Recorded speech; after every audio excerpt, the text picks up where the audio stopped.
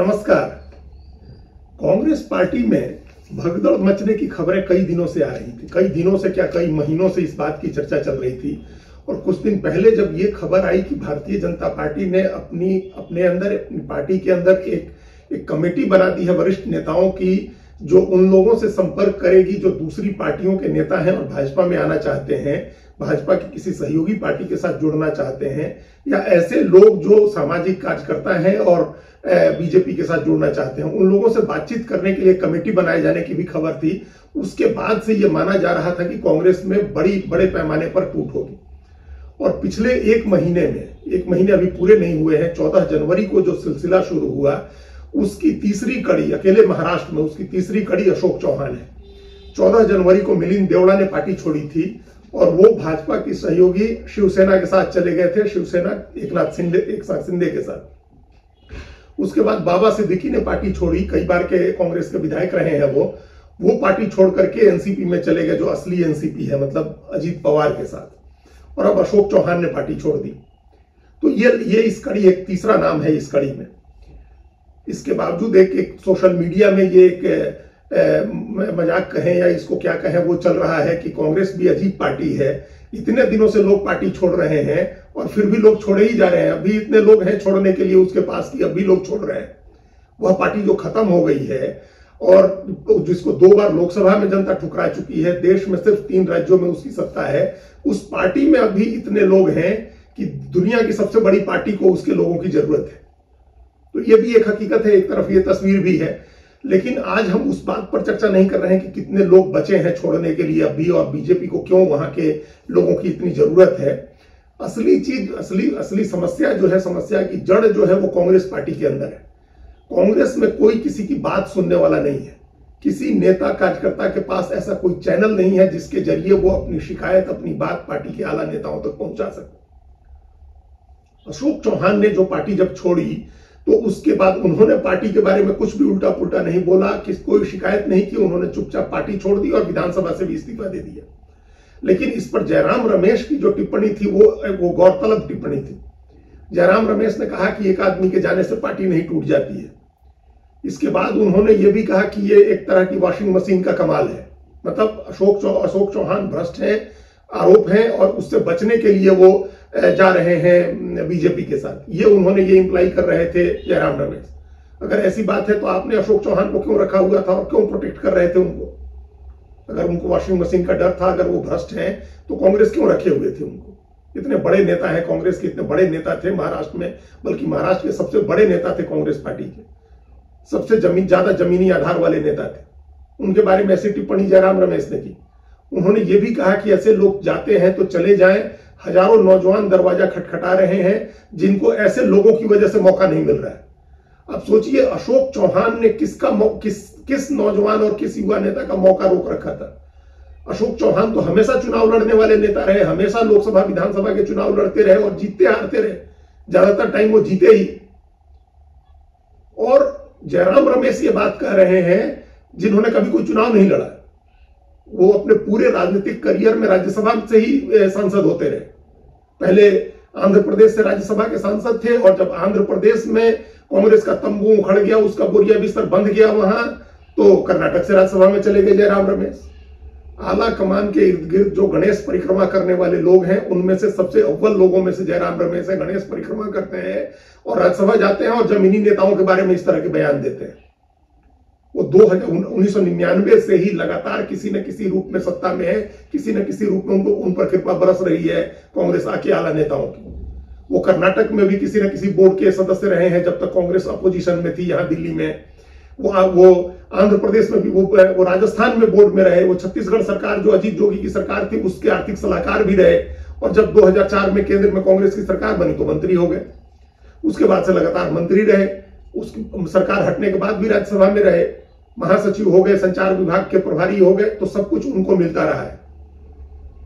अब अगर कभी राज्यसभा में नहीं रहे, साल 2 साल अगर उनको उसके बगैर रहना पड़े, तब उनकी भी प्रतिबद्धता का पता चलेगा। लेकिन ये उनके कमेंट्स थे। कांग्रेस पार्टी के जो शीर्ष नेता हैं, उनको ऐसे बिना जमीनी आधार वाले, बिना जमीनी पकड़ वाले नेताओं को इस तरह के बयान देने से रोकना चाहिए। और कोई ना कोई ऐसा सिस्टम बनाना चाहिए, एक चैनल बनाना चाहिए ताकि लोगों ऊपर तक शिकायत पहुंचे और उस शिकायत पर कार्रवाई हो। अशोक चौहान के लिए जो संजय निरुपम ने लिखा अपने ट्विटर पर, उस बात को ध्यान से पढ़ना चाहिए। उन्होंने कहा कि हमारे सबसे मजबूत जमीनी आधार वाले नेता थे और उनको रोकना हमारी जिम्मेदारी थी और हम फेल हुए उस जिम्मेदारी में। ये कांग्रेस के ही नेता है संजय निरुपम जिन्होंने ये बात कही है। सोनिया गांधी से मिले थे अशोक चौहान और उन्होंने नाना पटोले जो अभी प्रदेश अध्यक्ष हैं उनको अपनी शिकायत, उनके बारे में अपनी शिकायत बताई थी सोनिया गांधी को उन्होंने। लेकिन ऐसे आंख बंद करके कांग्रेस आला कमान ने नाना पटोले पर भरोसा किया हुआ है सिर्फ इसलिए कि वो एक ओबीसी नेता है और महाराष्ट्र में ओबीसी का वोट उनके साथ आ सकता है।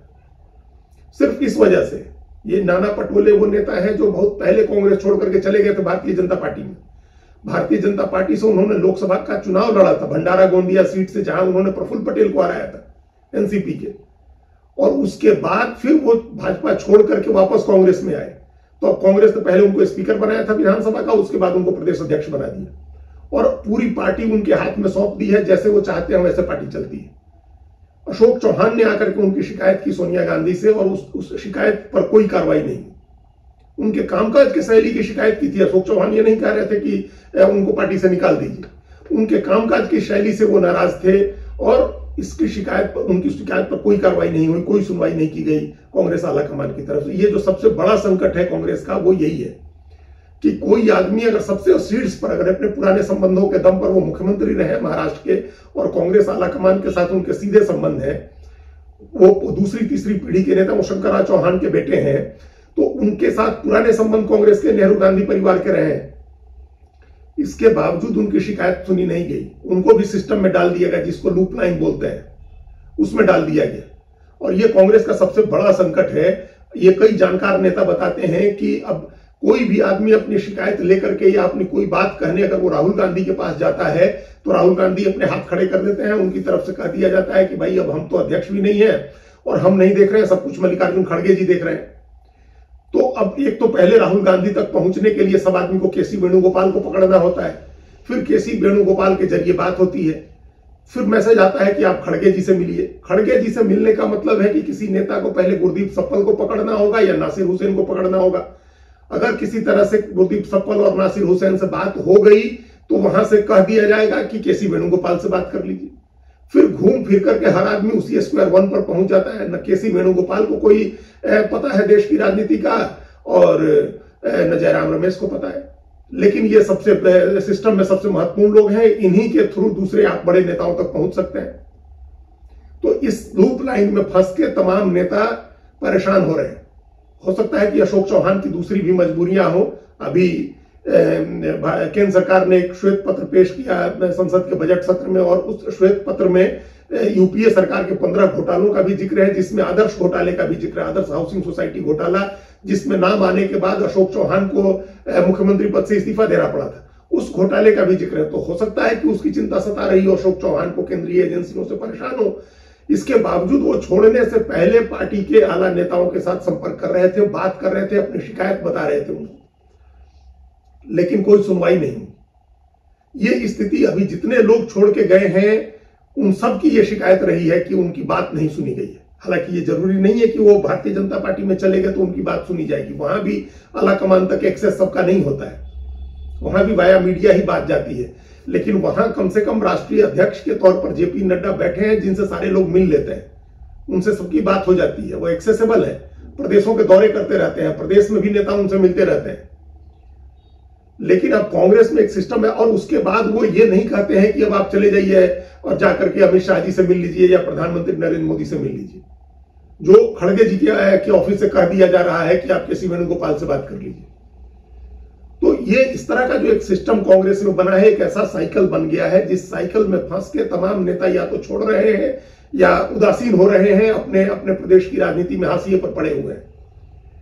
कांग्रेस ये ऐसा पहले लग रहा था कि जब मल्लिकार्जुन खड़गे अध्यक्ष हुए थे तो ऐसा लग रहा था कि एक नया सिस्टम बनेगा, कार्यकर्ताओं की अब सुनवाई होगी और वो भी लगातार पार्टी कार्यालय में बैठेंगे, लोगों का एक्सेस होगा, लेकिन ऐसा कुछ नहीं हुआ है। अभी भी हालात वैसे के वैसे हैं। इसलिए भले कांग्रेस के नेता इस भ्रम में रहे हैं कि हम तो अब भी इतनी बड़ी पार्टी हैं कि दुनिया की सबसे बड़ी पार्टी को हमारे नेताओं की जरूरत पड़ रही है, इस मुगालते में रहे, इस भ्रम में रहे, इस आत्ममुग्धता में रहे।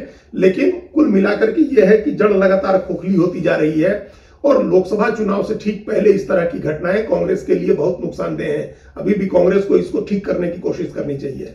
धन्यवाद।